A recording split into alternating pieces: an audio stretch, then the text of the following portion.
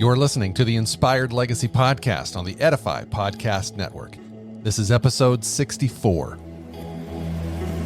Put God first.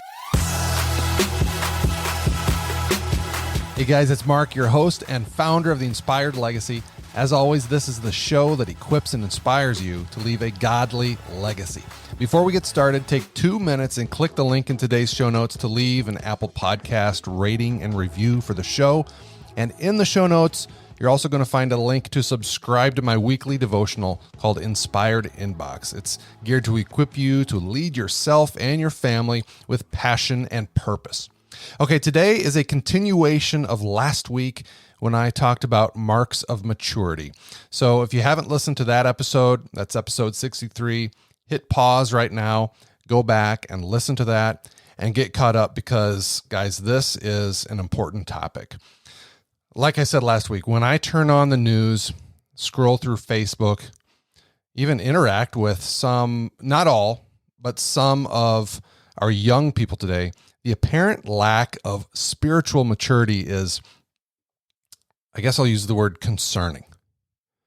And I say that because I think when we look at so many of the problems in our world today, if more people possessed a deeper level of maturity, I don't think we'd be living in such an outrage culture that we see right now. We wouldn't be seeing 50% or more of all marriages ending in divorce.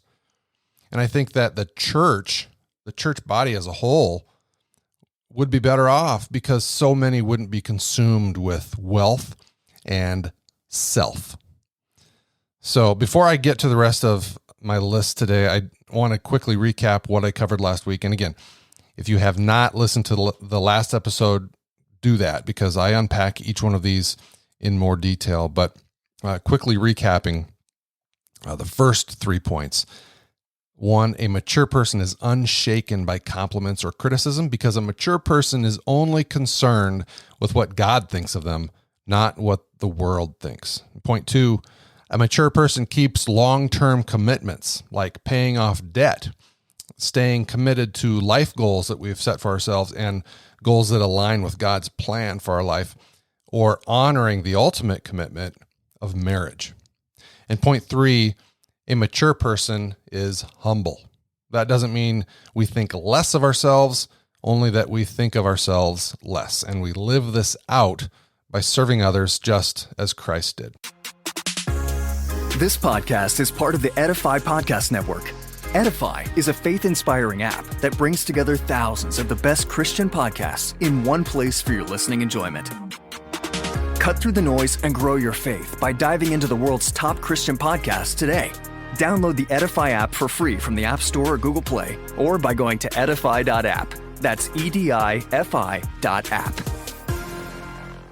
So continuing our theme, and again, this is not an exhaustive list, but here are a few more traits of what you could consider to be marks of maturity. And the first one, number 4, again, continuing from last week, point 4, a mature person seeks wise counsel. Everyone knows that guy who can't be told anything because he already knows everything. Somebody who thinks he has all the right answers.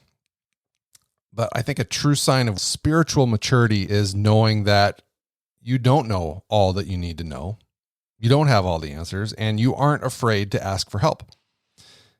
But guys, that's only half of the equation. A mature person knows not to just ask anyone.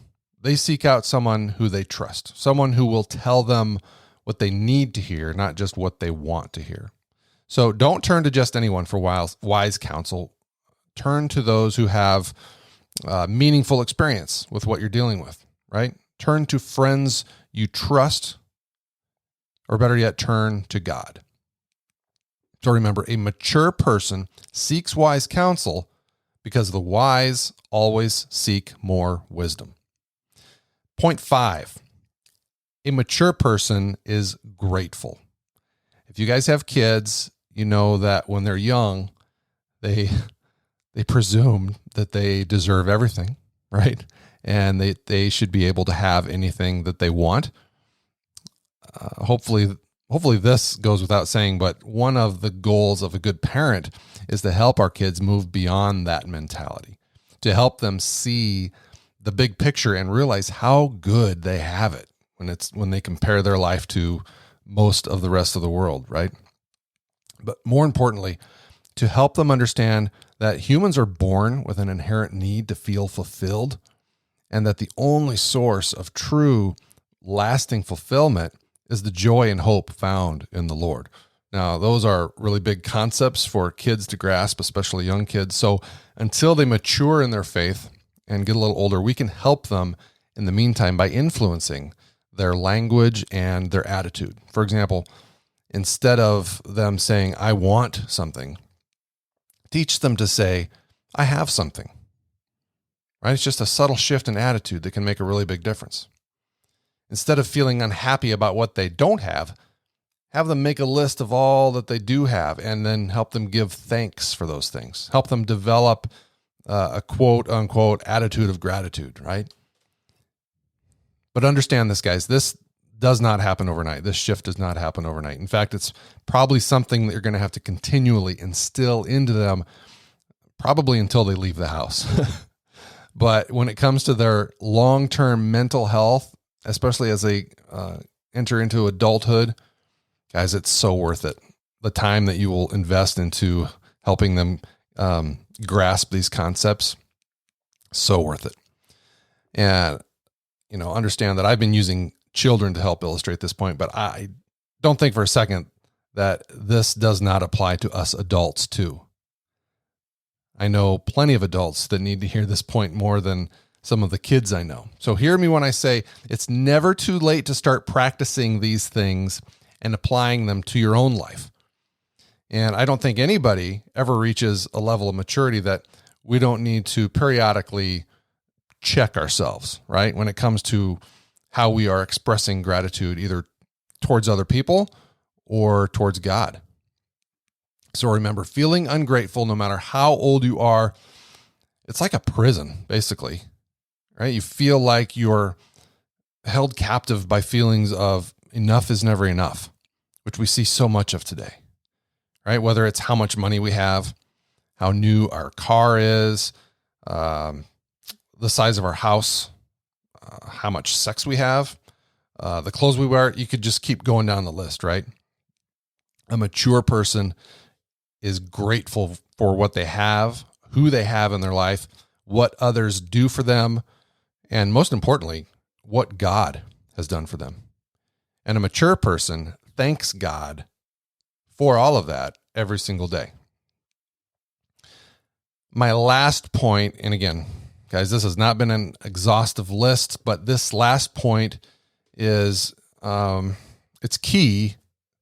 At least it has been in my life. And so I'll explain what I mean by that. A mature person does not make decisions based on feelings. So, okay, let me unpack this. Mature people live by values, by character and godly principles. A mature person doesn't make a decision based on how they feel in that moment.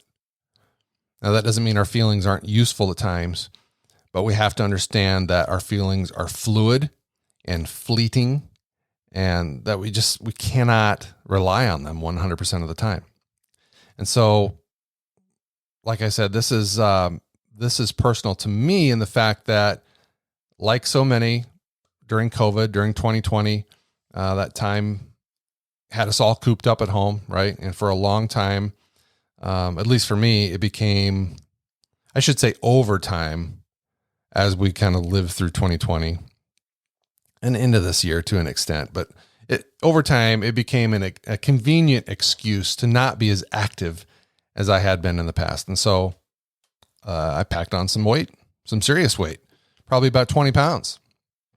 And I don't have to look in the mirror to know that I need to get my butt to the gym. But I make the decision to not go based on how I feel. And unfortunately, I pretty much never feel like going. But I know I need to, which is frustrating. I'm denying myself what I know needs to happen based on how I feel. And then when I go back and I read passages like James 4:17, it reads like a punch in the gut. James 4:17 says, "It is sin to know what you ought to do and then not do it." I don't know. Maybe you guys relate to that. Maybe you don't. That's just one example. I'm sure I could keep going. The point I'm trying to make is we've got to get to a level of maturity that our character, our values, and what God has planned for us, that those things outweigh whatever emotion is holding us back. The plans God has for us, for you, are way bigger than we can imagine, but it requires us to move beyond our feelings. So there you go, fellas. Between this and last episode, those are 6 points in total that I consider to be undeniable marks of maturity. And like I said earlier, I certainly don't have them all mastered, but I hope that you guys will consider them and weigh them against how you are living your life, as well as how you're leading your children's lives, which leads me to my gut check point as I close this one out. Knowing what you now know are marks of maturity, how are you going to set an example of maturity for your children? Guys, thanks for listening. If you enjoyed today's conversation, share it with a friend and subscribe to the show so you don't miss future episodes like the one you heard today. And be sure to check today's show notes for all the ways you can stay plugged into the Inspired Legacy, including my free download called 9 Ways to Be a Better Dad. You can sign up for my free weekly devotional called Inspired Inbox. And you can join the private Facebook group, a community of other like-minded men looking to become the best husbands and fathers they can be. So get plugged in, like, subscribe, leave a review, and help more guys find the show, because we need more men battling together for the sake of the next generation. Until next time, live inspired.